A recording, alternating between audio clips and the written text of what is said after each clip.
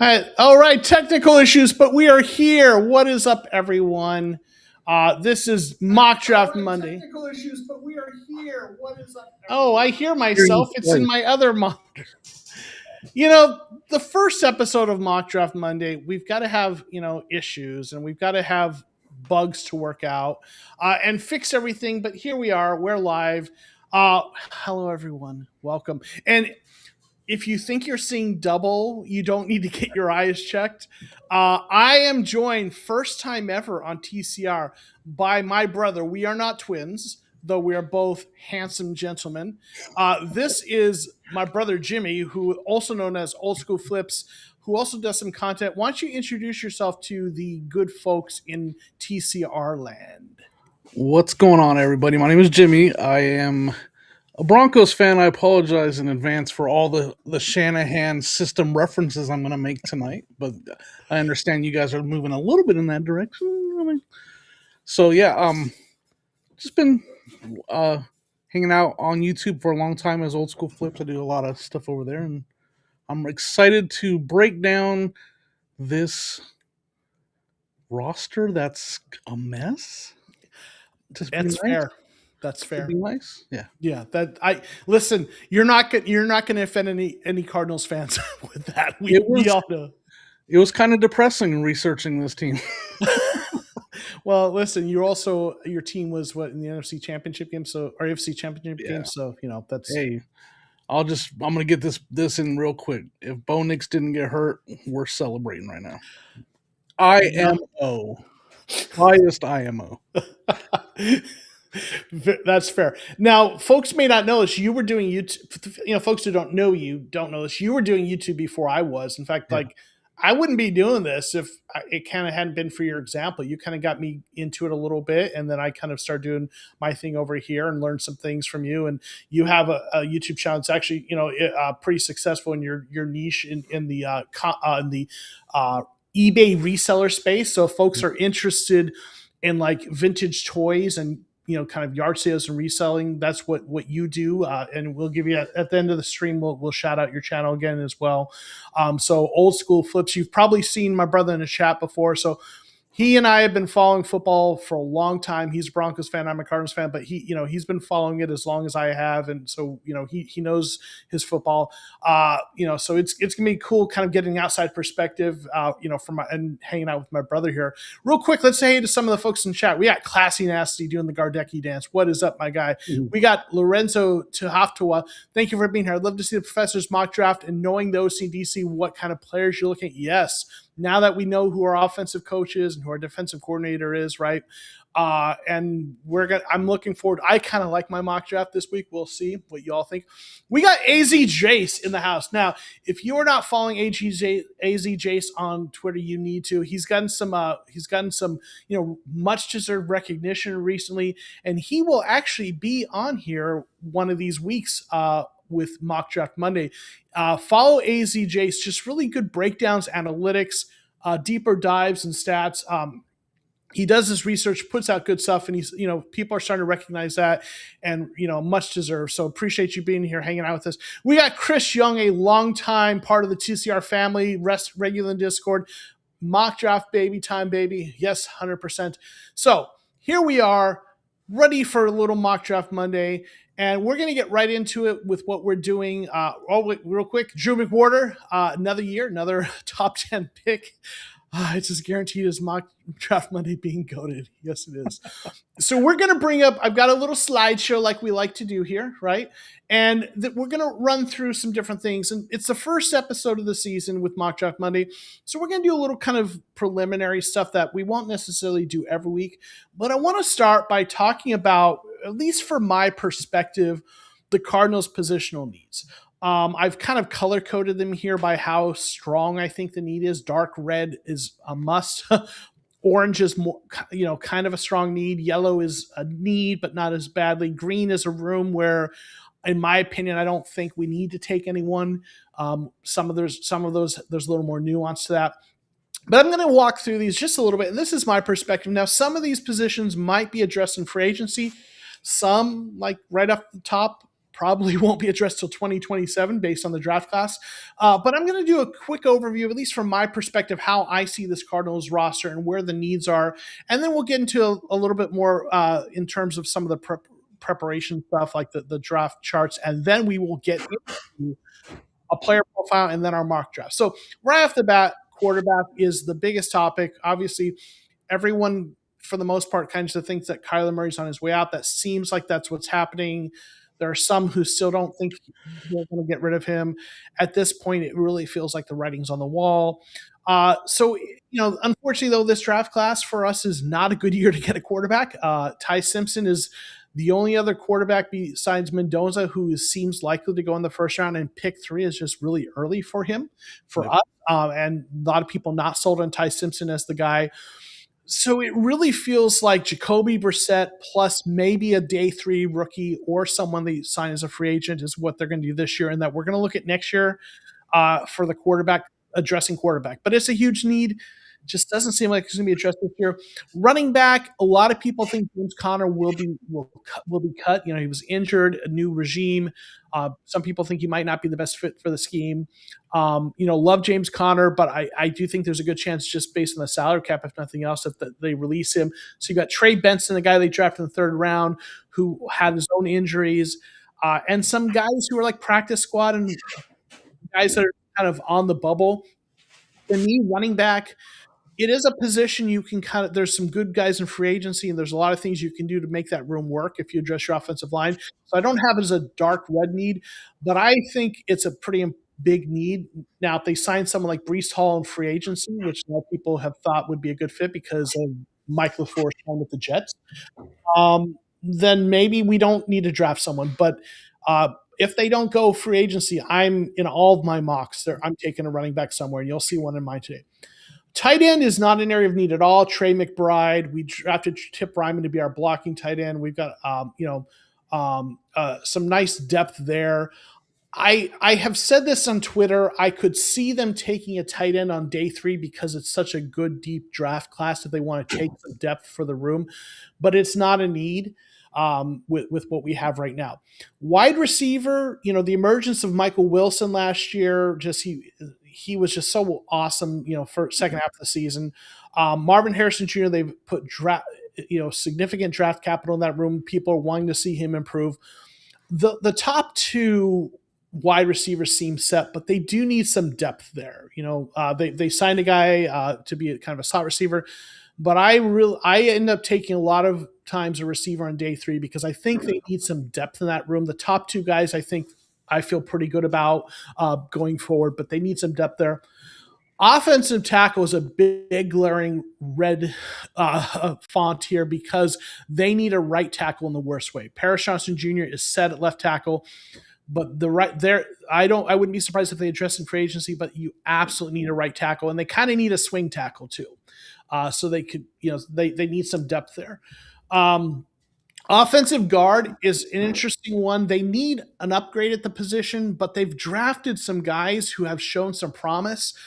So there's like 3 guys that Isaiah Adams, the guy they drafted last year. Of course, it's escaping my mind, but they've got like 3 guys that all have shown some promise, but none of them have established themselves. So I think between those 3 guys, they'll probably get at least 1 solid starter, maybe 2. But I do take a lot of times a guard into the mix because I think that there's no one established there. So I think you could see a guard. There's definitely need for an improvement at the position. The question is how many of the guys that they're already developing become starters. Center, they've got Hilda Froholt, who's been a really good free agent acquisition for them, but he is a little bit getting up there, 28, 29. Isaiah Adams, Hayden Connor, John Gaines. Thank you, Drew, for helping me with my brain fart, right? These are the guys. John Gaines is the guy I'm really the highest on of those. But center, they have a starter, but they need to plan for the future. So it's not a big need, but I could see it maybe a guy as a developmental guy. On the defensive side, I know everyone's talking about edge, and we will talk about edge, but I actually think the defensive interior is a bigger need. They've got Walter Doan, who they drafted the first round last year, who was really good when he was healthy, but he missed a lot of time with injury. Darius Robinson is a guy they've drafted who's been very disappointing performance wise. And then they've got some older guys, some veterans, Calais Campbell and Dalvin Tomlinson. But those guys, will they be back? How long can they play? They need to add some depth and some young talent to the defensive interior line. And even though edge is a need, I've still got it as an orange need. Josh Sweat put up double-digit sacks for them. They've got a couple other guys that they've drafted that they are developing, and you'll see I take edges early on, but interior defensive line is a big need. If they could like that, I would be okay if we went with that first and foremost rather than edge. But that's both of those are needs. Linebacker, we need we need to get some guys in there. We've got a few young players. Miles Simon, I think, or I don't know, what was his name? Simon. I'm thinking of a basketball player. But there's a guy we drafted from Ohio State last year. Someone will get me with the name in the chat, who played a lot of snaps. There's a couple guys we're developing, but it would be really nice to see them get a guy who's definitely going to be the green dot linebacker. Cody Simon, that's it. Thank you, Teo. Cornerback, listen, there's no household names in the cornerback room for people outside of Arizona. But they put a lot of draft capital in that room. So I have it as green, not because, Drew McWhorter, it's week one for everyone. You're right. Thank you. We're all having our week one brain farts. Cornerback, it's not that we have this super established room of, household names at cornerback, but they've drafted a lot of them, and some of them have shown some promise. And I think they're going to try to develop the guys that they have. I just don't see them using any significant draft capital in a room that's already kind of full. Then we get to safety. Jalen Thompson is a free agent because of a void year. I don't think he's going to be back. Maybe he will. I just don't. And then Buda Baker's, getting to 30, right? And then they've got Rabbit. And Buda and Rabbit will probably be the starters, but they're going to need to have a post-Buda plan, right? So I have safety as a position they want to get another person in there to help kind of become a future starter, and maybe even when they're doing 3 safety looks, or cover 4 having him. So that's kind of my view of the needs on this team. I'm going to real quick get some of the comments in the chat, and then Jim, if you have any thoughts after we kind of say hey to some of the folks, let me know. But we got Brian Abdallah. Thanks for being here. OL and DL should be blood red. We are dying there. Yep. Yeah. Drew saying not he's the answer, but you think Carter 6th round, Michael Carter, the running back, was super productive. Yeah, I could see him being part of the depth, right? They need he's a third down back, kind of a scat back, smaller guy. I envision that the running back room is going to be Trey Benson, one guy they bring in who's a potential number 1 running back, or at least in a committee with Benson, whether that be Breece Hall or someone they draft in one of our mocks, and then have 1 or 2 guys that are like Michael Carter in the room. So I think so too. Couple other folks that want to say, hey, Jay's saying, funny you mentioned taking tight end day 3. I'm cutting up some clips for day 3 tight end as we speak. Nice. We got gaming with this Apple. Thanks for being here. What's up, guys? Joe, I have a question about the quarterbacks. Is getting Malik Willis realistic? And also, if it was me in the 3rd overall spot, would honestly trade down, try to get a future first. Malik Willis, who was drafted by, I believe, the Titans, and then was with the Packers and is a free agent. Some people have tied him to the Dolphins because their coach was the defensive coordinator with the Packers. I tweeted out that I think he'd be an interesting pick for the Cardinals because, Mike LaFleur's brother, Matt LaFleur, was his head coach. I think they could vouch. I think Matt will vouch for Mike, and Mike will vouch and will also vouch for Malik. So I think that's an interesting person. I think some people have tied him to a few other spots as well. What do you think about? Do you have any thoughts on Malik Willis as someone the Cardinals might look at? Do I? I mean, sure. I mean, they need every room they have. Like you were talking about rooms, like the quarterback room needs something. Like it needs depth. I agree. Murray's gone. Like I don't think Murray's going to be there. I don't know that he's is he the answer? I haven't seen enough to say that he's the answer. I just don't know, but I know they need that with the veteran they have, they need someone else in that room, and I don't think it's happening in the draft. So yeah, bring him on. Let's see, let's find out, right? Like that's I haven't done a lot of research into what his availability is and stuff like that, but yeah, Yeah, that's I think you bring up because that's the thing a lot of people say is he's played a little bit, yeah, for the Packers and he looked good, but it was limited. So it's a very big speculative play with him, right, right? Your team that's taking a chance on a guy that you haven't seen much, but in a free agents a quarterback situation where there's scarcity, someone's going to take that chance, right? right, 100%. So yeah, so I think it's an interesting possibility. Trading down, I am all for trading down. I just, in a draft class like this where there's not a good quarterback class, teams are not going to be as motivated to try to trade up. So you're going to have a harder time finding a trading partner. And there is, and I've heard other people say this, like people who do content, like who are bigger names than than what I do. I've heard someone say that like teams are not going to be terribly excited to trade away 2027 draft capital to pick up 2026 draft capital right. because a lot of teams think next year's better. So I have said that I thought they would try to get future draft capital, and they might, but it's just you're not going to trade down and get a 2020. No one's giving a 2027 first round pick that I can't. I just have a hard time imagining someone doing that to trade up in this draft class. You might be able to trade back and pick up, a later pick in this draft, but it's not going to. The value isn't going to be there as much. So I would love to. I just don't think that's as Yeah. likely.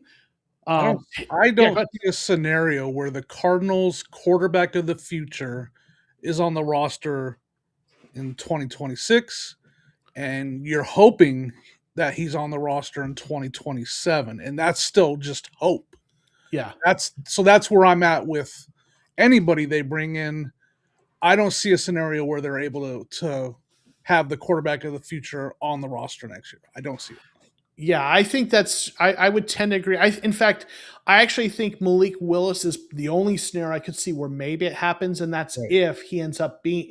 But it's still a high risk, High right? risk. Yep. Yeah, it's a speculative play.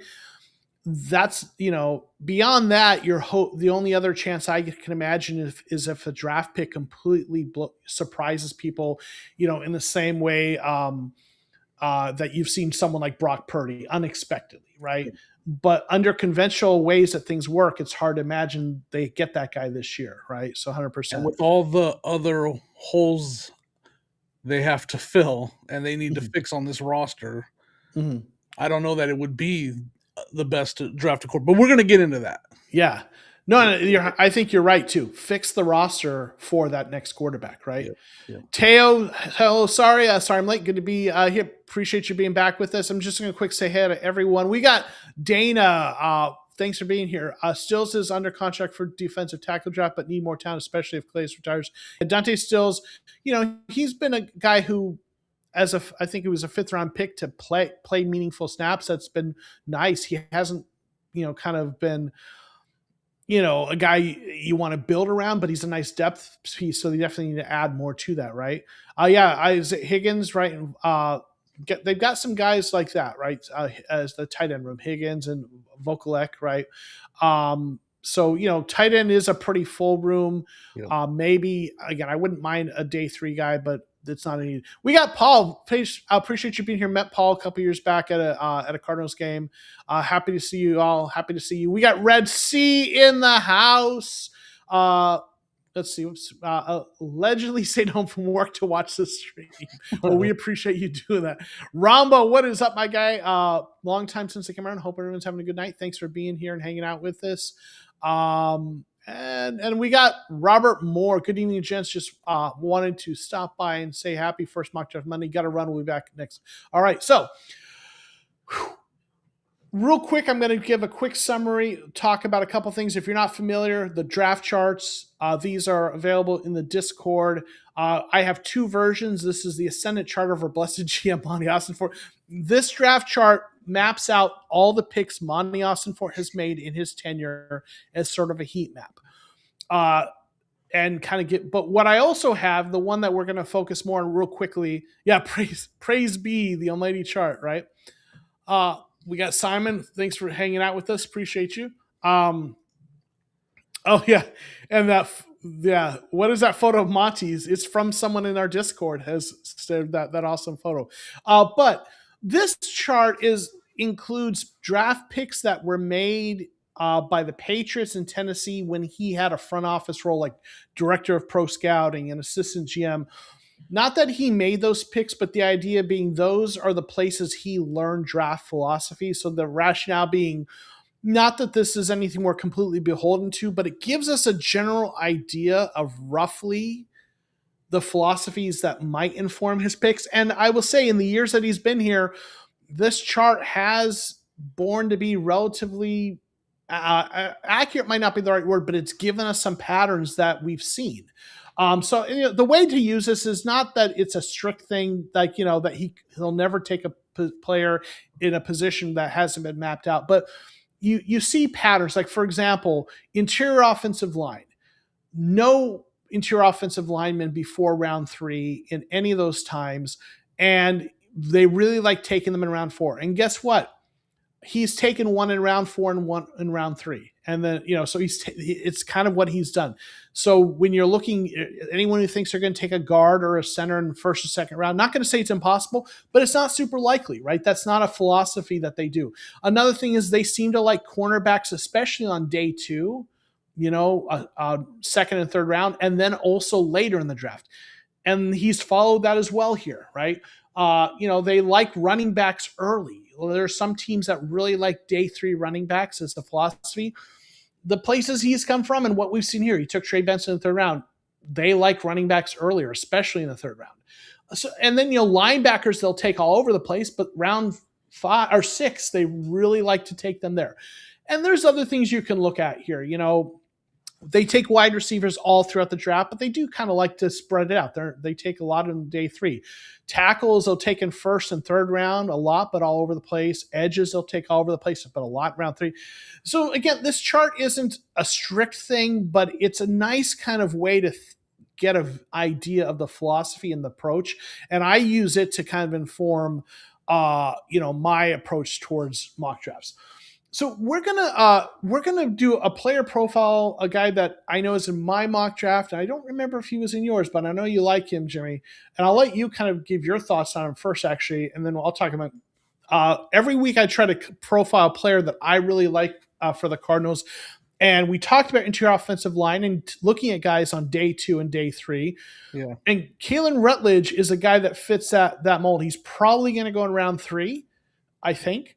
But this is a guy like. What are your thoughts on Keylan Rutledge? I mean, he's a must. I feel like he's a must for this team. This team on the line, offensive line has been bad, but that right side. Do you think he would be on the right side? Is the question, because that's where they need the most. I think so. The right side of that offensive line in general. Even so, because this is an important part to me. If you don't find the exact fit at tackle, at least you can shore up the right side at guard, right? And this guy should be able to come in. He comes from an experienced, like a very effective offensive line at Georgia Tech. Like they were very top of the ranks in the college football as far as offensive line performance. And he was the anchor. He was the main guy on that team. His size, his versatility, he fits the system. He has the versatility and the athleticism for that system. I think if he's there, you cannot pass on this guy. Yeah, I agree. And there's been some question about the system because Mike LaFleur, when he was the offensive coordinator with the Jets, ran much more of a wide zone. And I've kind of been operating that, but a lot of people talk about, the system with, that they ran with the Rams, right? That he's influenced by. The McVay system is a lot more gap, right? A little more power in that. But he can do both of those. He is very powerful, right? So he's got that ability to do the gap, but he has, for a big guy, he has some of the mobility, right? So he's a really great fit. gave up 0 sacks in 2025. Right. So, like, really good pass protector, but also has that mean streak. So, I really, really love him as a potential guard. I think you have to get him in round 3. I don't think he's there in round 4. Right. So yeah, he is. He will appear in a lot of my mock drafts. Speaking of mock drafts, oh, and Paul's saying good, nice arm length, which is really nice. That's probably one of the reasons he's so good at pass protection too, right? Yeah. So you love that, right? As a guy who has the good arm length for a guard too. So speaking of mock drafts, we're going to get into it. We're old school flips. Jimmy here's got his mock draft. I've got one, and then we've got some mocks that y'all have submitted in the Discord, and we are going to go through the ones that were submitted and go from there. So, without further ado, old school flips, talk us through your thought process. All right. Because I already see the comments coming in, and understand I've been doing social media for a long time, and the number one thing as a content creator, social media creator, is to get reactions. Let's get these comments in. Kill me on this first pick because I want you to. That was the point of it. Like I wanted to go rogue. Ask Joe. I said I'm going rogue with this first pick. We're doing it. We're gonna get some reactions. I'm not. I don't even know what PFF stands for. Like we look alike, but we don't do research alike. I'm a fly. I have to see my pants. Like I'm all over the place, kind of crazy. I don't do. I do more of an eye test type thing.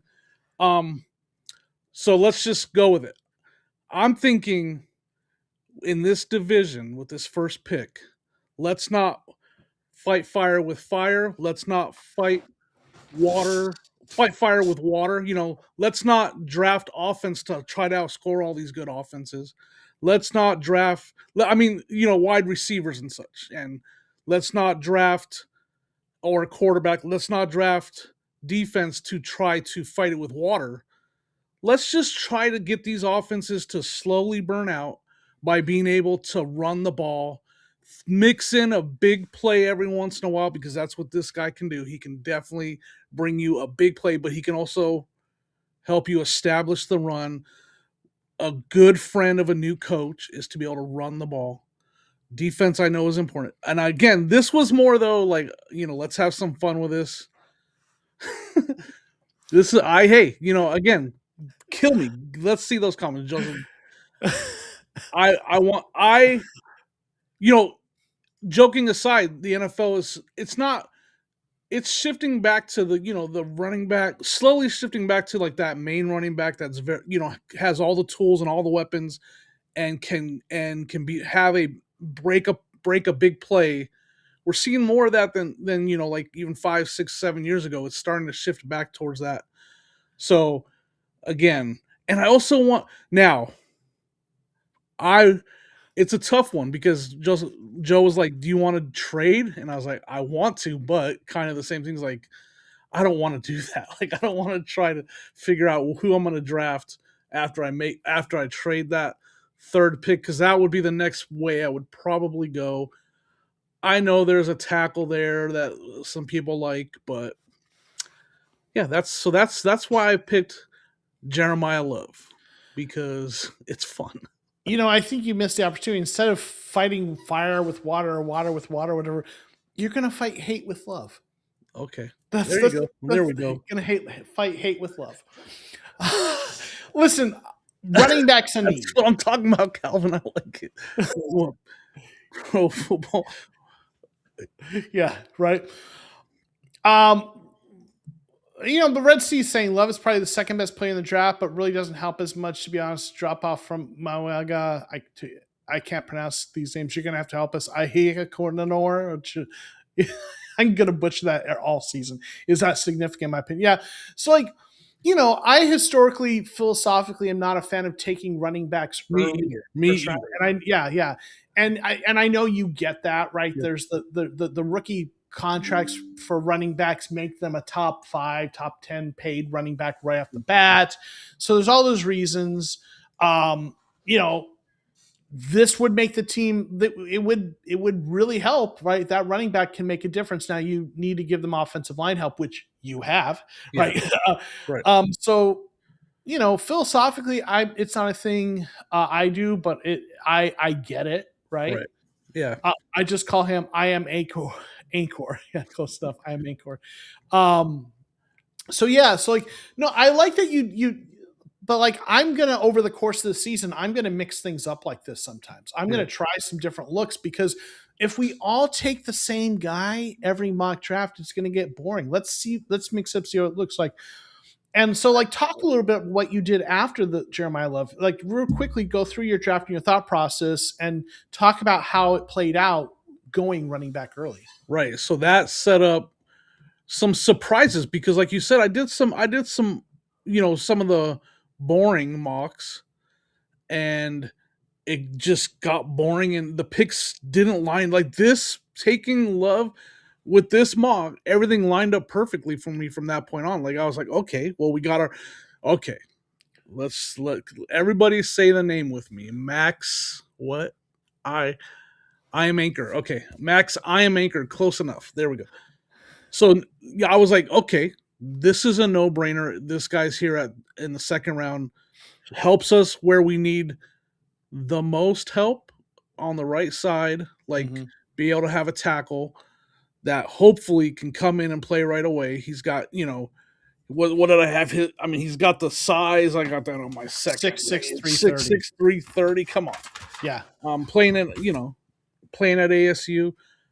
You're able to address that need. Then, edge, this team needs a pass rush. Derek Moore, maybe not.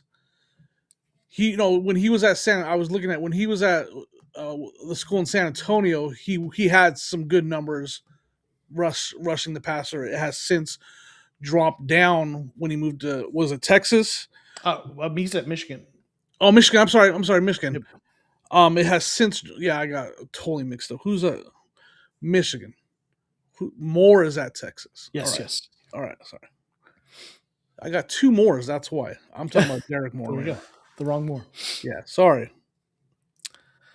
So am I on the wrong guy already? That's right. So we got an edge in the third round, right? So you got the right tackle taken care of. I got the wrong Moore. Sorry.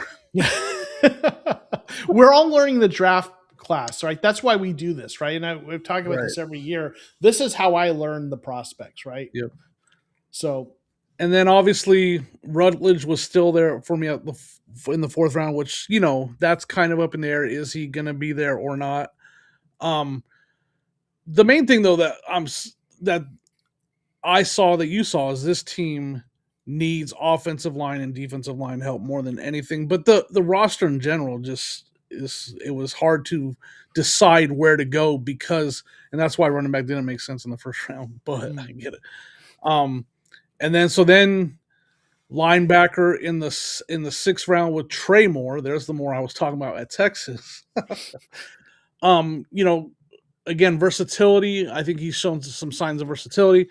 Again, I'm being totally honest. I'm not Joe. I haven't done some of these names are new to me. I've done research recently on them. So I was more going position that I would like that round and then kind of research some guys. A safety to help with some of the aging that they're seeing at safety position. And then finishing off with a run stopper on the defensive line with Benny in the seventh round out of Michigan as well. A big guy, strong guy in the middle to help with that bad run defense that they have, and to help shore up that defensive line and get some players on that rotation at defensive line. how many more do you need? That confused me. I apologize. Sorry, you guys have to watch more. More Moores. Yeah. So how many more do you need, Jimmy? I was looking at the wrong Moore at the time. Yeah, sorry. That's why I was like, why did I get that confused? And I was looking at the wrong one. Yeah, well, listen, like I take a similar approach. Like a lot of these players, I'm still learning about them, as well. I really focus on positions and where I think they'll take certain positions. Then I start to learn about the players at those positions in that area of the draft, right? Yeah.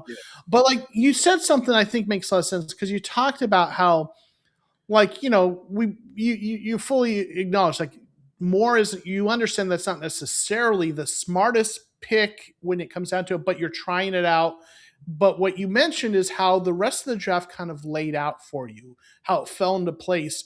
And I will say one of the reasons I like to mix up the drafts, mock drafts, and I will try some very different approaches sometimes, because it's weird when you sometimes, even though you might like a certain player better, if you take a different position, the way the rest of the draft falls is much better or much Yeah. worse, right? Yeah. Sometimes, like I might be like, this guy I took the first round, or this pick isn't the guy I really preferred, or the position I really preferred, but taking that position there were better options at the other positions later, and it just falls differently. And trying the different mocks with different strategies, especially at first overall, you are third overall, you just kind of start to see how they play out differently. I mean, I've done some where Caleb Downs, who is some people say is the best player in the draft, um, some have said he's the best safety they've ever scouted. Right. Like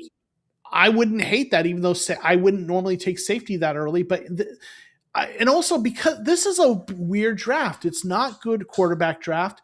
It's not a bad draft. There's nice players, but it's more like the value is later. It feels Yeah. like, You find out the depth of the position. yeah, And you're right. That's what you're saying. Like taking a tackle in the first round, well, there's some good options at tackle. So it becomes challenging when you're like, man, in the second round, I want to take another tackle. Well, I yeah, mean, I guess you could take two tackles, but you know what I mean? And yeah. so when you start looking at other positions of need, or so, I also lean towards, I've always been like best player available, but kind of I've leaned that way most of the time. But this year's hard. This year, the best player available is hard.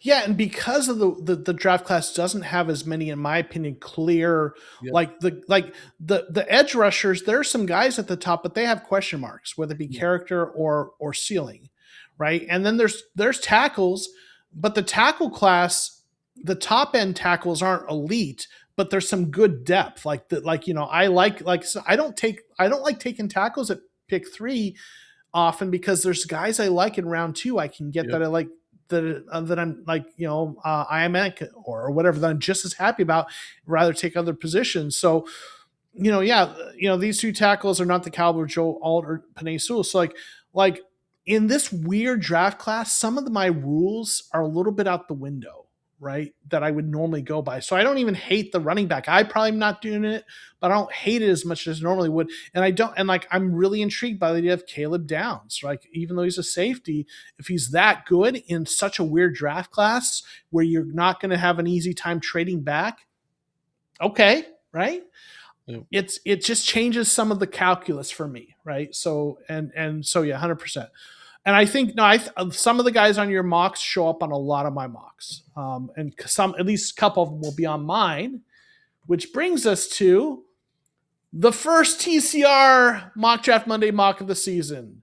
All right. Oh, wait, we've got Dana's ASU Media Guide for Game 1 2025 pronunciation. Ihanachor. Okay. That's not Ihanachor. Okay. Ihanachor. I'm going to have to get that in my head. Ihanachor. Thank you. I knew someone would help us out. Ihanachor. Drew saying, my only concern is that a lot of the T's tackles are available and the simulator won't actually be available because teams back end know that yeah, maybe. I think there's enough that we'll be able to get one as early in round 2, as early as we're picking. I think we'll be able to get someone. Maybe Ihanachor is gone, but I think there's some other guys there that I like. So, but I do think you'll see a run on them late for sure. And Ihanachor could go into the first round. That wouldn't shock me. But I don't know that it's a weak class. It's the thing. It's not top heavy, but it's a deep class that's just not top heavy. At least that's the sense I get. But I don't know. But first pick round, our number in the first round, pick 3, I went pretty chalk here. Ruben Bain Jr.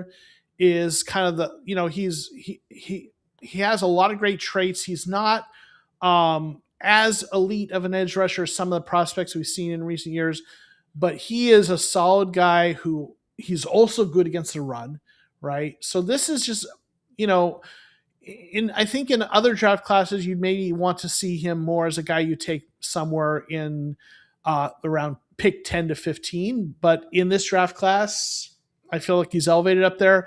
And if I'm having to stick and pick, that's probably who I'm taking, that or Caleb Downs. Those are the two guys. There's Bailey, who I've had in some mocks, but in one part of the process of learning about this, Bailey has some off the field stuff. And with the guy that the Falcons drafted last year, James Pierce, I think who got arrested recently, I think teams are going to be a lot more leery about the character issues. So I went Ruben Bain earlier, got that edge rusher who can also stop the run, right? And then I went like you did in the second round, right?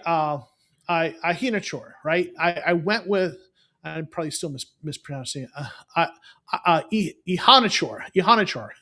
I took the tackle out of ASU, getting our right tackle of the future there, right? And then I did a trade, and I know someone asked earlier, where's the Kyler Murray trade? I haven't been including those. I may later. It's hard to know what his trade value is going to be, but if they're going to trade him, they're probably going to do so before he has before that salary. There's like a part of his contract that kicks in March, so we'll probably know sooner rather than later. But I had a trade to kind of get some additional draft capital, trade back a little bit, got another pick, some more picks. But Keylan Rutledge, right? Love him as the right guard, so solidified hopefully that right side between Hinachor and Rutledge. And then I went linebacker because I also, linebacker's position one upgrade. You went with a linebacker. I went a little earlier, got a guy that I really like, Jacob Rodriguez out of Texas Tech, who grades really well in coverage too, right? So having a linebacker who's good in coverage is really helpful. Then I went with running back a little bit later. A lot of my mocks, I go running back on day 2. There's some guys like, I like the other guy out of Notre Dame, Price, right, who's really good. There's a guy, Jonah Coleman, who I really like. But Katron Allen is a guy I'm intrigued by. I've seen a comp of Tyler Algier, who with the Falcons, who, when they drafted Bijan, he kind of lost his starting role. But like Tyler Algier is a solid running back with good vision. And one of the things I've been looking at with running backs, and I was talking before we went live with Jimmy about this, is those advanced metrics with PFF, the elusiveness grade really kind of translates to the NFL. Like there's running backs who will get plenty of yards because they have good blocking, they're on a good team, and they're decent running backs. But a guy making people miss that elusiveness grade, right, in space, and also yards after contact. What do you do after you make contact and get hit? So when I'm looking at running backs, especially later on, I'm looking for guys who grade well in elusiveness and yards after contact. And Katron Allen from Penn State rates well in both of those. So he may not be a home run threat, but like you don't need to be a home run threat running back. And I was watching a podcast with it was Brett Coleman, EJ Snyder, and the guys from the stock exchange, right? They were doing kind of a thing. Some of you may have seen it. And they were talking about running like overrated and underrated traits. And one of the things they talked about is running backs, in their view, home run speed, long speed is an overrated trait for running backs because and it totally makes sense. How many times in a season is a running back actually going to get to a point where that 4.3 speed actually pays off, right? It's more about what you do in terms of your vision and what you do with contact and elusiveness and James Conner was one of the league leaders, if not the league leaders, in explosive runs a couple years ago. And he's not the fastest running back, but explosive runs are runs over 10 yards because of all the stuff he does. I don't care if he's not a home run threat at running back. Give me a guy who's getting 6 yards, 7 yards consistently. I'll take that. So Katron Allen is a guy that I kind of like a little bit later there. Eric McAllister, he's a tall receiver, good 50-50 ball kind of a guy. To me, he's kind of a depth piece. He's a bigger receiver who can help with the blocking and run game, which they would also like the receivers to do. So, I think he adds some nice depth behind our starters. Then I added a defensive lineman. Cole Brevard is a big nose tackle for Texas. He is a run stopper. He is a a boulder you put in the middle of the stream, but he adds some depth to what they need there. And then Eli Heinrich, I'm fascinated by this guy. I've kind of in the past comped him to Kyle Juszczyk, right? Paul saying Rams use a fullback. Your Heinrich is our Kyle Juszczyk, and I really like that player out of Navy. I will say though, he is smaller than Juszczyk by a good 30 pounds or so. Um, and I was thinking about that, and he's a willing blocker, right? And he has technique, but he's just not as strong or big as Juszczyk. But I was thinking about comps for him, and I actually thought about another guy who maybe he comps a little bit. A blast from the past, Danny Woodhead. Remember Danny Woodhead with the Patriots? Kind of a smaller, all-purpose back, receiving He played for all the over the Chargers. place. Heinrich is maybe a little bit of a cross between him and Juszczyk, but could be a really nice gadget play in the Shanahan style offense. So he's a guy I'm intrigued by. So that's kind of what I did. Jimmy, what are your thoughts? Any questions, thoughts, or thoughts on any of the picks? That trade is impressive. Do you think to get those? Now, one of them is a next year pick, right? 6th round, but yeah. No, again, I'm not. I think I don't understand the wide receiver one. That's the one that's the most confusing to me to get another 50-50. They need. I think I talked to you. I think they need somebody that can spread the field. Take the top off the secondary a little bit, even if he's not catching a lot of passes. Just somebody with some speed that is flying down the field. So that one's the only one that's like. And then with all the holes, the main thing is all the holes at this team. That was the big. I was gonna say that a lot. Like that was the biggest thing I noticed on this team, and they could use. Oh, I mean, name it. They could use another defensive lineman. They could use another. I mean, they could use a safety. So that's the only one that's a little confusing. But I understand the running back later because that's more. That makes sense in any draft but to get no, and the receiver's tricky because I think I hear you. They need a slot guy ideally who can take the top off the defense, or a yak guy, right? Because the Shanahan style also likes a yak guy. So I don't like if there's another receiver like Juice saying Aaron Anderson from LSU is his guy for slot wide receiver. If anyone wants to replace Eric McAllister with maybe a guy who's more of a stocky yak kind of a guy, right? A little kind of built like a running back plays receiver, or a small fast guy to take the top. I'm not gonna argue with that. You know what I'm saying? Right. Like they need depth at receiver.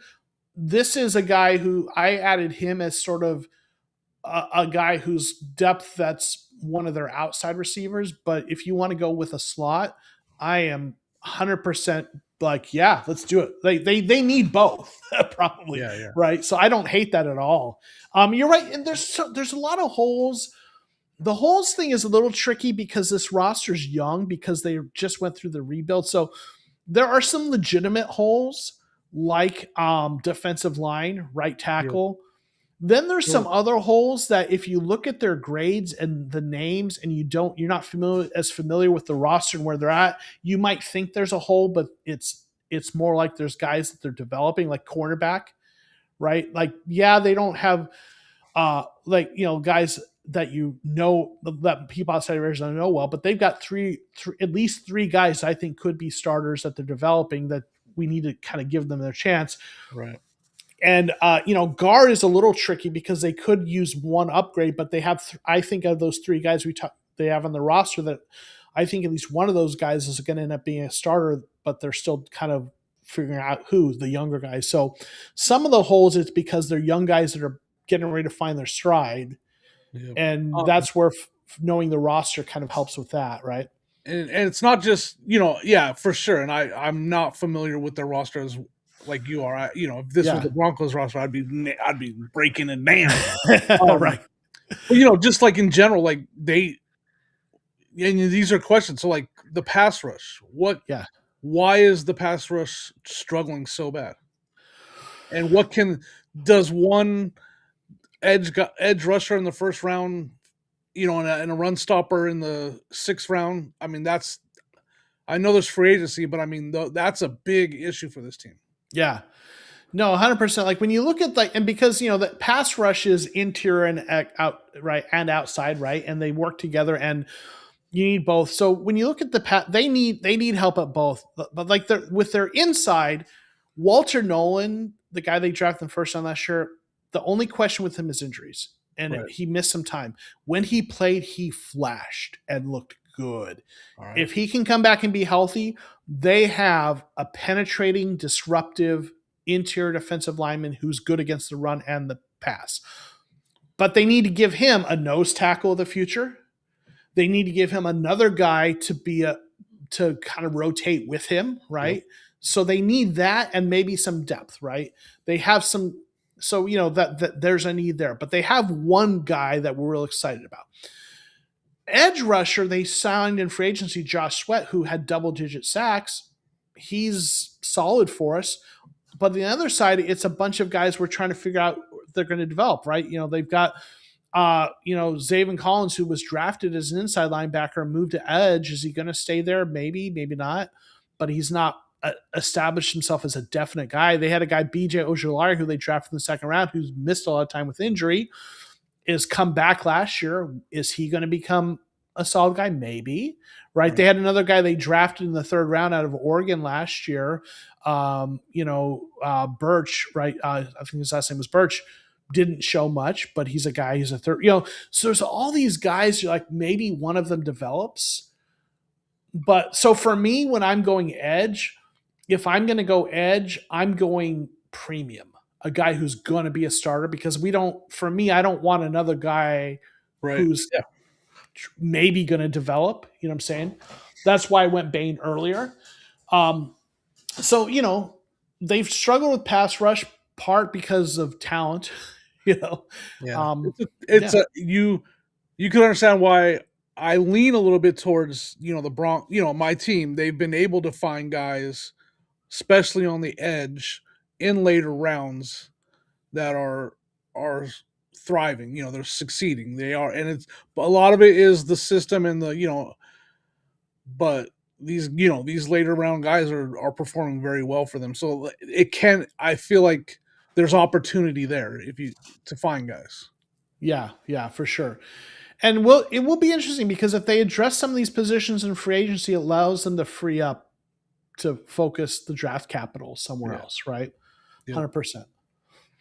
Awesome. Well, this is kind of what I did, with my draft, but we've got some drafts that people have submitted. So what we're going to do, Jimmy, is we'll go to each of these drafts, and what I'd like you to do is I want you to maybe for each draft, just maybe tell me one pick you really like that they made for the Cardinals, right? And then any other observations, and we won't go in depth through all the mock drafts, because then we'd be here till 2 a.m. But for each one of these, just give maybe a pick you like in a general observation. I'll do the same, and we'll kind of go through them. First up, we have Gazornik, longtime supporter of the channel, real active in our Discord. He's got Francis Muiago.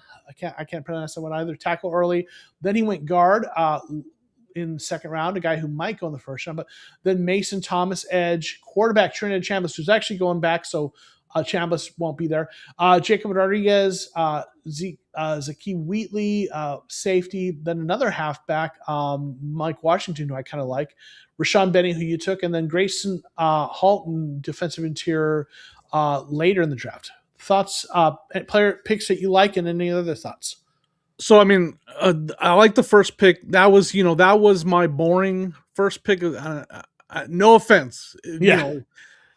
The only thing is, having to draft a left tackle is what I want to do with the number 3 pick in the draft. When you start thinking about those positions where you really want to draft and you need to hit a home run on, and early in the first round is those, you pick a left tackle, you pick a quarterback, you pick a good pass rusher, but he's going over to right, and while you need that would be great. It's just so hard to pick that with that the early. number 3 overall pick. The number 3 overall is the big thing, not just first round, number 3 overall. Yeah.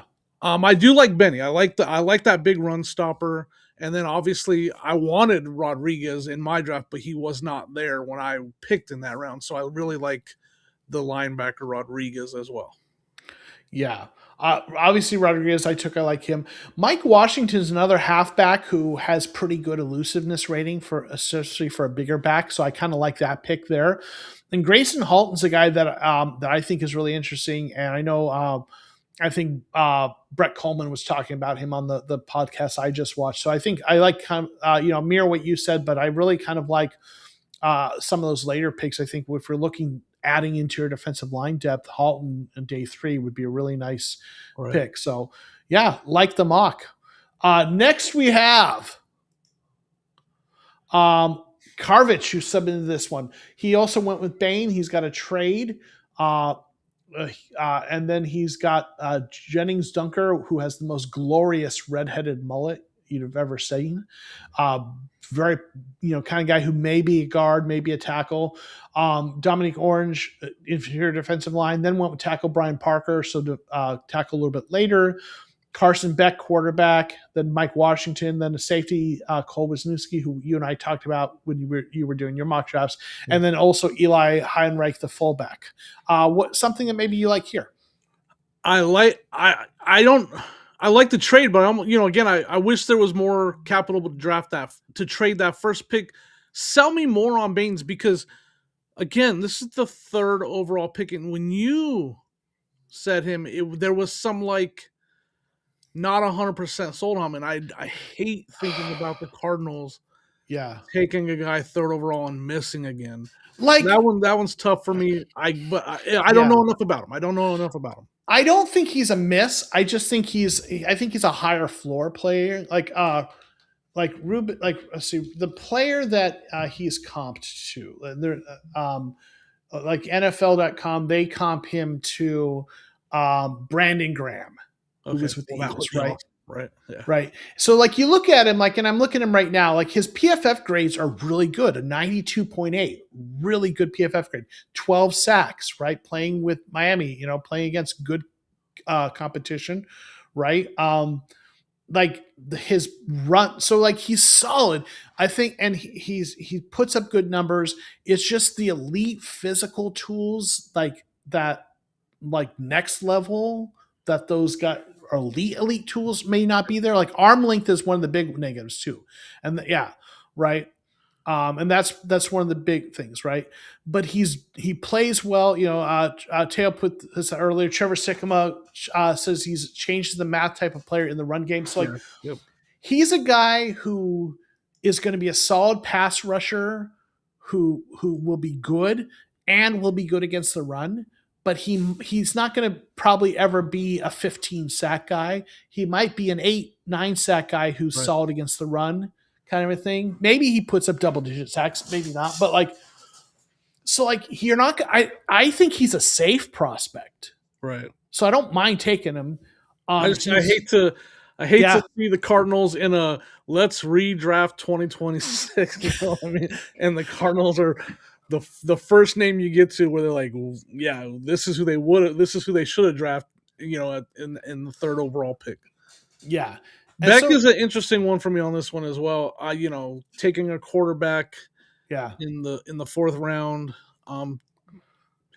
it's just so hard to it's so hard, and way more misses in the middle rounds on quarterback than hits. I sometimes take quarterbacks late there, take a shot at a guy who's maybe a backup with a chance to be more.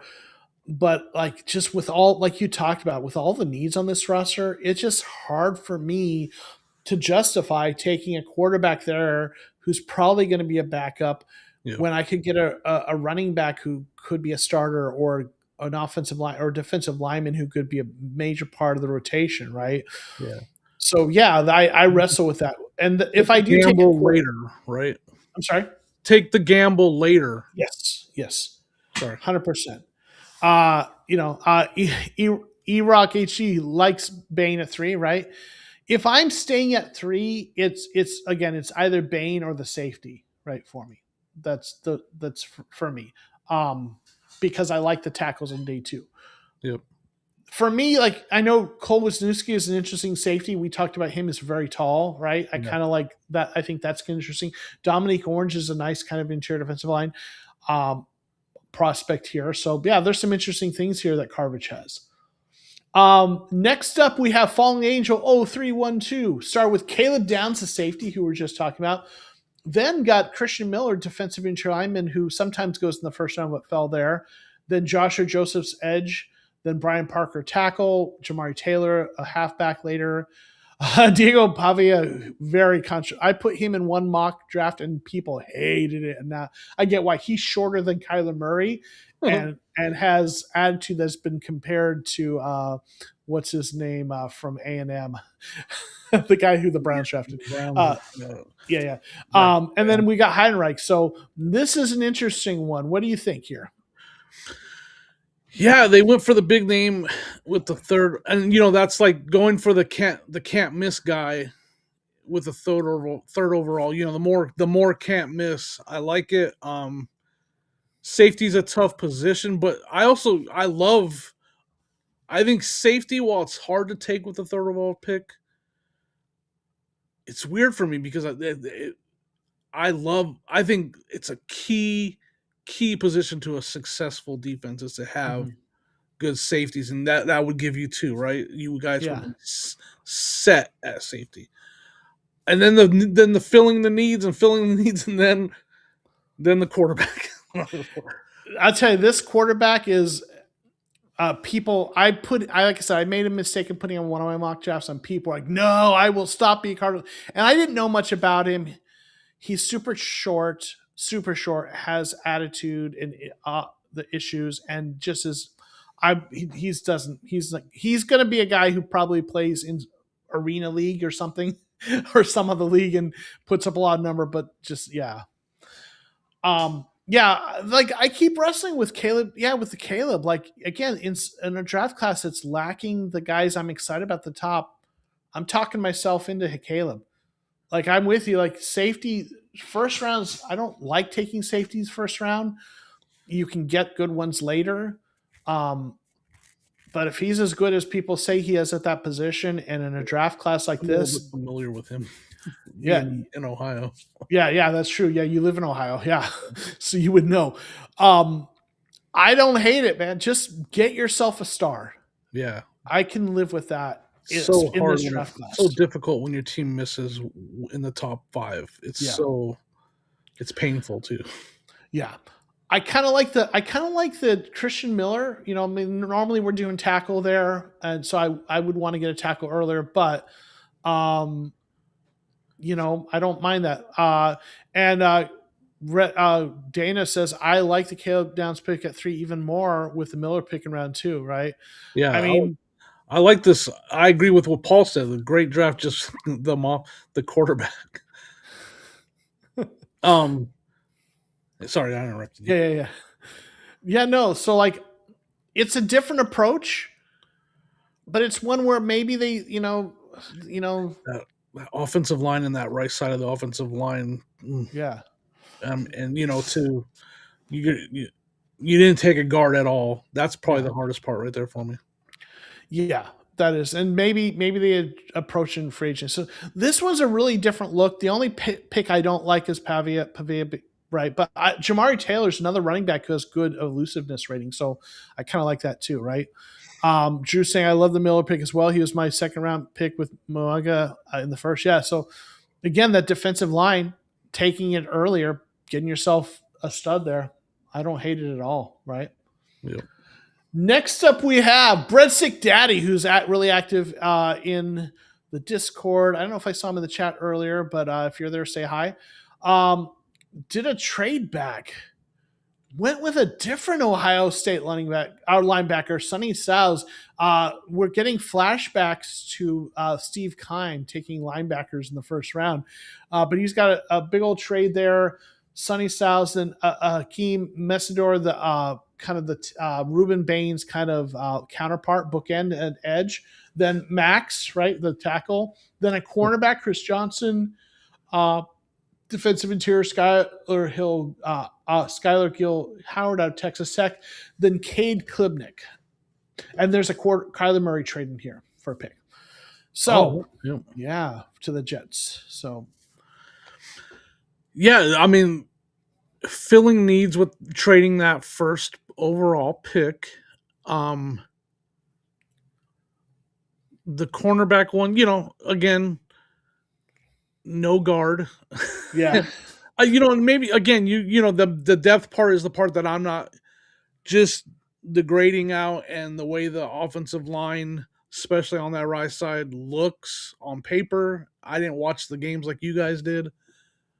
And just depth in general at guard, and the kind of and then the revolving door at right tackle, like, um, that's a tough one for me. And maybe I'm focusing too much on the guard, but Yeah, they need to do something with guard, but like I said, they've got three young guys. At least one of those guys is going to be a starter. Two of them could be start. Like they have guys on the roster that they could start right now. That they're developmental guys. I just want to see. I would like to see one more guy added to the room, because they struggled a lot, but they've got some guys that I am genuinely excited about. At least one of them, maybe two of them, but. I would want to see another guard. Cornerback again, for reasons I talked about. There's just so many guys in that room. I'm not saying you couldn't get another guy, but they've got so many. But I do like the defensive interior getting Skyler there, and I think they do need a linebacker. And Drew pointed out that Sonny Styles is the number one off ball linebacker in the class. He's legit, so he doesn't hate it, right? He's going to go that early to someone. it's right up there with safety for me. It's for me. It's the same dilemma as a good safety. A good middle linebacker changes defenses, and it's a key component. I It's really like. hard to draft it. Go ahead. I'm sorry. No, go ahead. I was just say I really like taking linebackers on day two. You can get good linebackers on day two. That's why I really like doing that myself. Same could be said for safety. So that's why. But it's a weird draft. It's making us wrestle with this. I just want to say, Cade Klubnik. I had him in a lot of my mock drafts. Like of the late quarterbacks, he's the one I'm intrigued by because he's a really good ski system fit. He's not a high elite upside kind of quarterback necessarily. A couple years ago, he had a better year. Last year wasn't as good, but he's put up good numbers a couple years ago in the SEC. But he's a guy who, like in terms of the type of quarterback he is, he fits the system pretty well. So he's a guy I could see them taking him on day 3 as a fit for the LaFleur system. Maybe he's a future backup. Best case scenario, he surprises you and becomes a starter, but I'm not betting on that, right? So if I'm taking a quarterback late, he's a guy I often look at because he's an interesting fit for the system, right? We've got Coda Kid saying no Taylor Green. No, he's not in this mock. Taylor Green, the quarterback out of Arkansas, who's a day 3 quarterback, who's 19 touchdowns, 11 interceptions last year, but decent PFF grade, maybe. I don't know. Yeah. And then, Drew pointed out the money value, the contract. That's the big deal with safety and linebackers, right? So, yeah. Paul thinks this draft filled some needs, which is good, right? Yeah. I mean, then that is the tricky thing. Like you said, there's so many holes, right? And the question is what do they fill in free agency? They're going to fill some of those holes in free agency, and that will clear up some draft capital for other spots, right? What's up, Corey? Appreciate you hanging out with us, Corey from the Cardinalytics podcast. Thanks for hanging out with us today. So yeah, there's some nice things on here that I think are interesting. Next, we have Chris Young, who was in the chat earlier. He's got Moinga. I'm going to mispronounce it, maybe on purpose.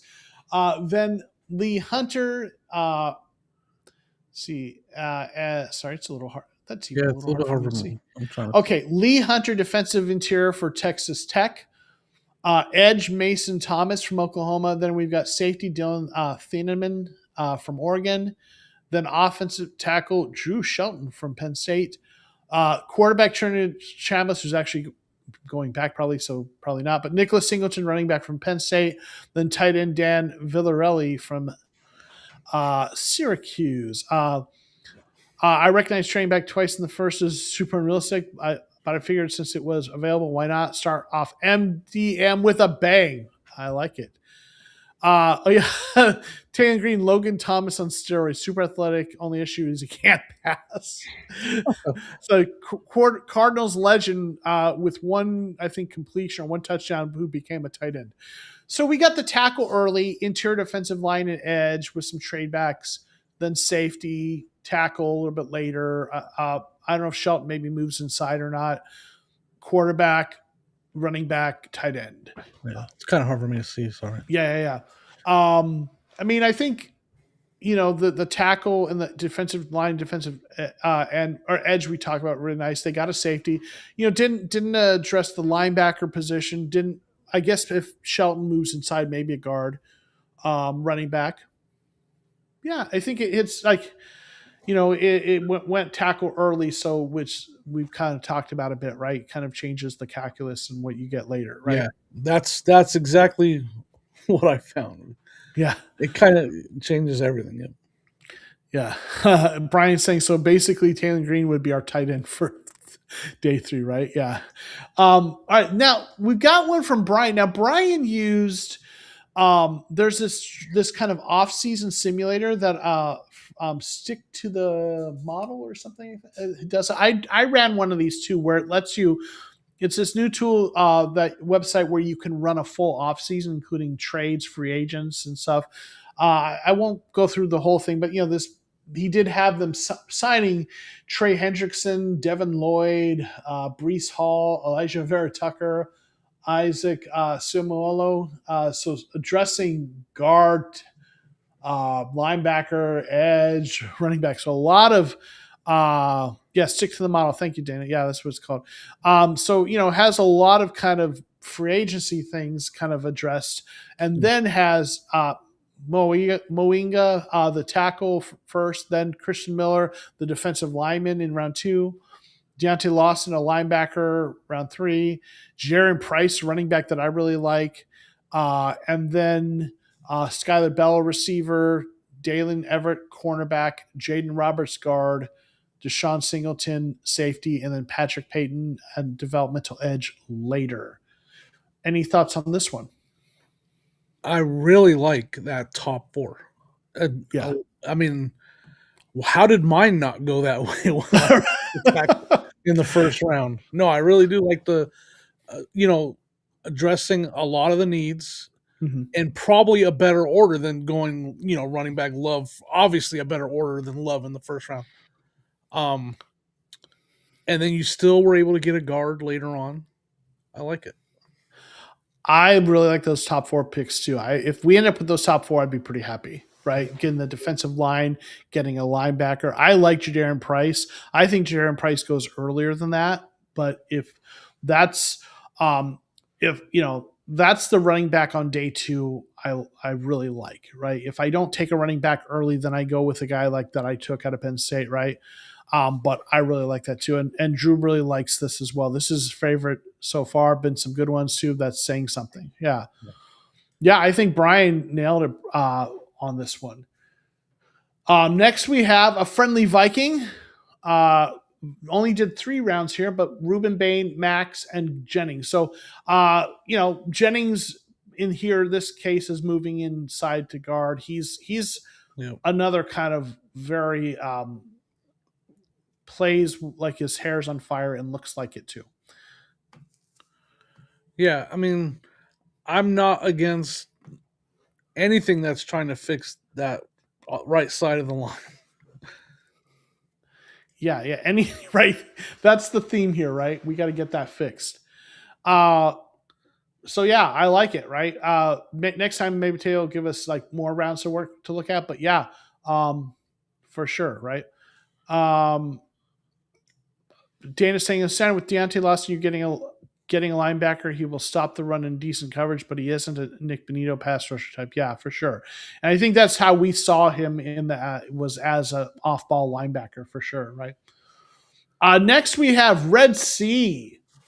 Red Sea did also another full mock. He also went with Brees Hall. He had Malik Willis signed, and then brought back our kicker and punter, and then Sheldon Rankins, interior offensive lineman, and then drafted the test Muinga, Lee Hunter, a defensive lineman out of Texas Tech, Jennings Dunker, I'm assuming playing tackle or playing guard here, and then Dylan Thieneman, safety, Torian York, inside linebacker, Garrett Nussmeyer, quarterback, CJ Daniels, a receiver out of Miami, running back Le'Veon Moss, and then wide receiver Barry Brown. So he went with a couple. He doubled down on receiver there.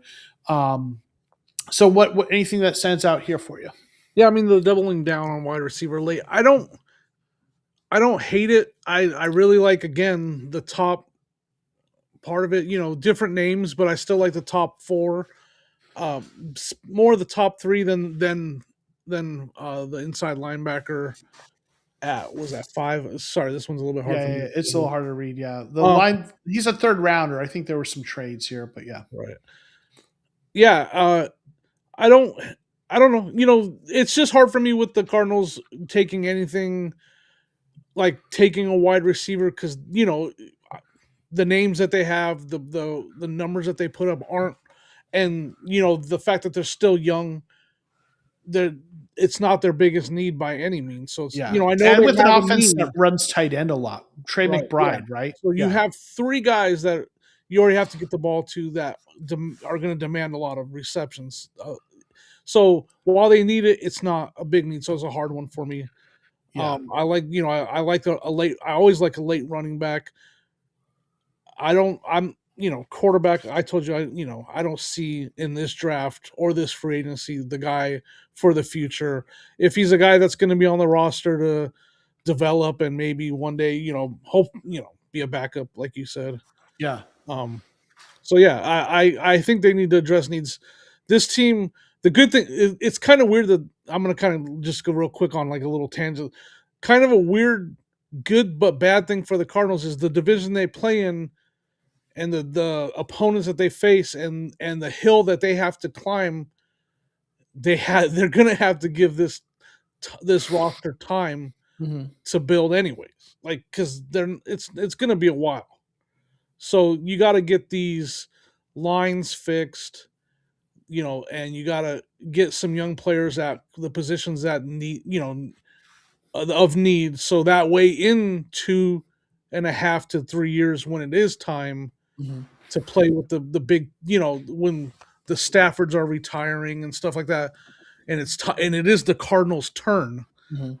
that they built it right, and they got they have these the most important part of the team, the lines, ready to go when they bring in that quarterback, when that running back is starting to hit that his third year in the league and stuff like that. Yeah, I think you fix. Yeah, I agree. You fix the roster. You run with Brissett. Brissett is not the guy of the future, but he's a capable quarterback who can drive the bus while you're getting guys developing. He's going to be a good mentor.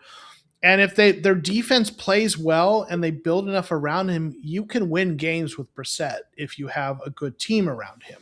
Right. He's capable enough, but you build this team so that when you draft that guy next year, he's stepping into a really good situation, right? So yeah, I agree.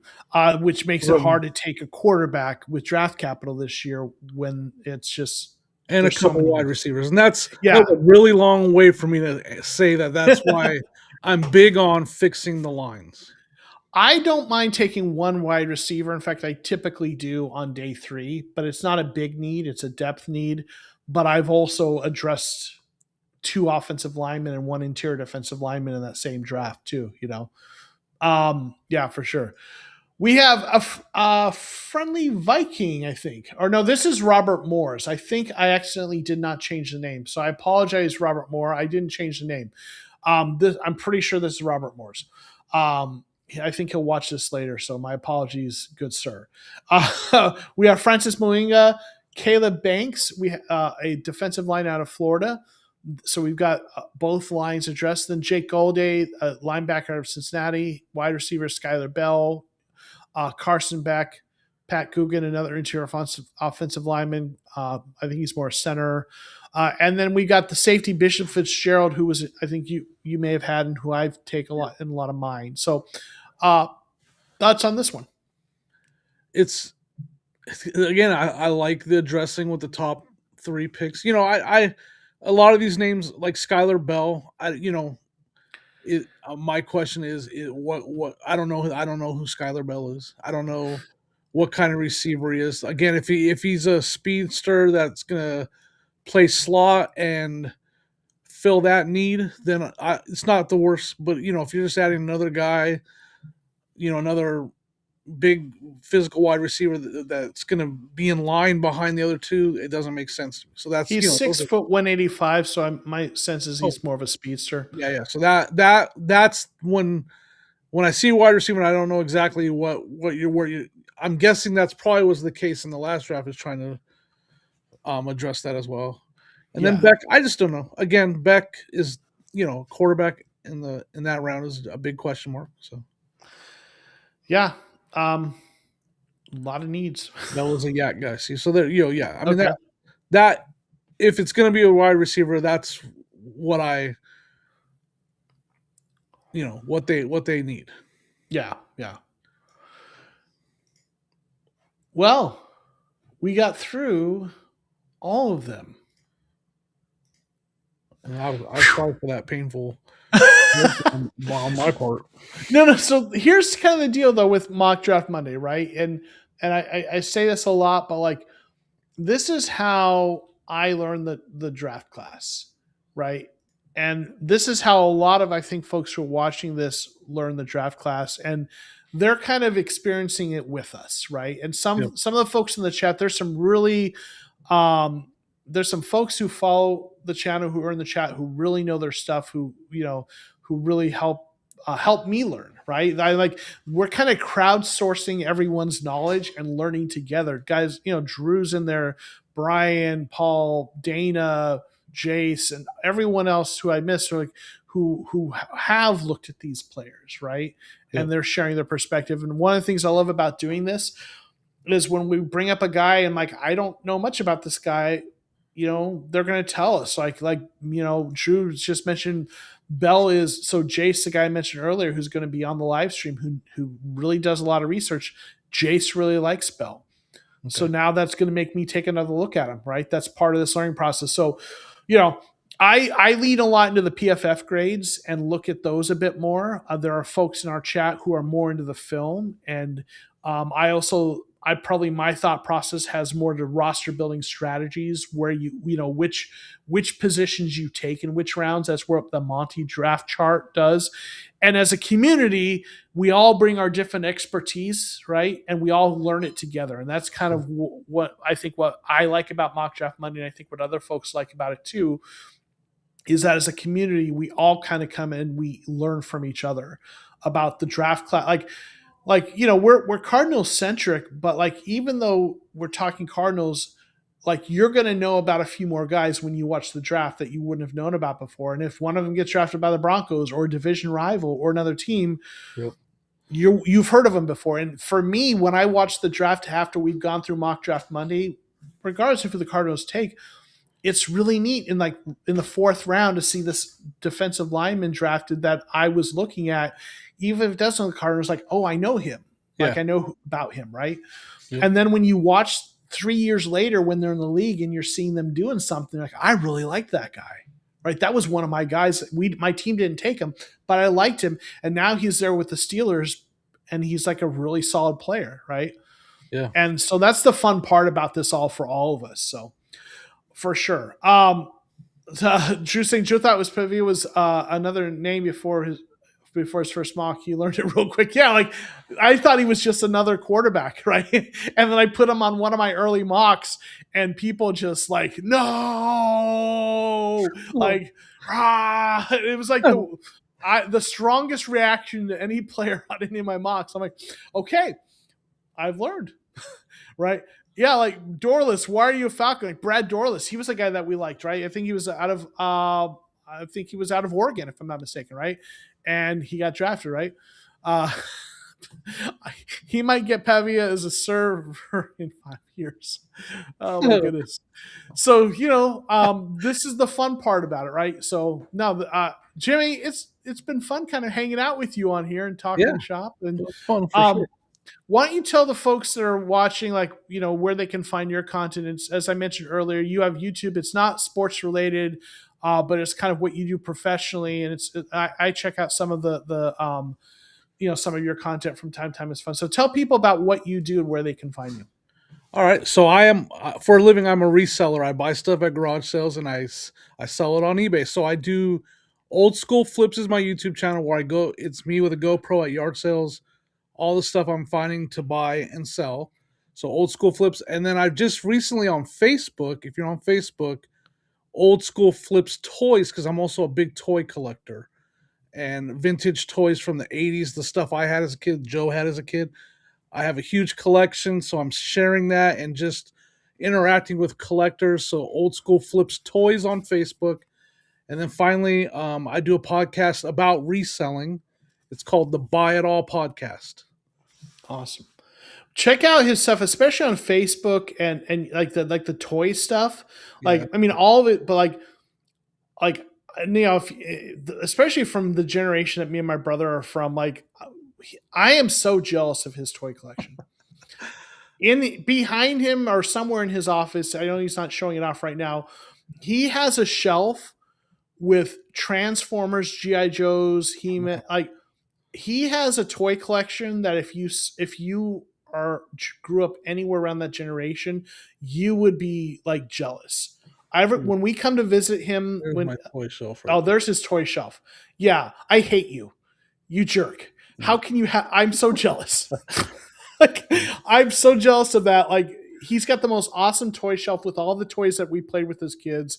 He sells them, but he's gotten to the point, he's established enough where he's got his own collection that he doesn't have to sell. Here's what you do. You tell your wife it's an investment. You're investing your money's being you're already 3x on that investment. That's all. Right. Yeah. So well, it was so much fun having my brother on here. He's in the chat a lot of times hanging out with us, but I invited him on because I wanted to get him on here, given the outside perspective. So Jimmy, thanks for being with us. Thank Yep. you for everyone in the chat that's been here. Class Nasty, peace out. Appreciate you.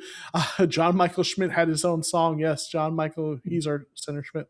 And let's see, Brian said, I understand the love pick after seeing the toy shelf. Likes the shiny objects. Yeah. 100%. Thank you all for hanging out with us, guys. We appreciate everyone in the chat. Mock Draft Monday is back. Kyler Bird is going to be on here. Each week it's going to be a rotation of folks. Kyler's going to be hosting some weeks. I'll be hosting some weeks. Some weeks it'll be both of us. We've got some guests lined up from other content creators, from follow other teams. We've got a few familiar faces in our Cardinals community. Some of the folks that from Bird and Goal and the Redbird Reboot podcast are going to join us. So we're going to have a rotation of just folks in the, kind of in the orbit, people I know who are part of the community here and other podcasters. So it's going to be a fun season. You'll see me some weeks, but not all weeks. But everyone, thanks for being with us. Have a great night. Enjoy the draft when it gets here. Bye. I don't know what to do with my hands. I know.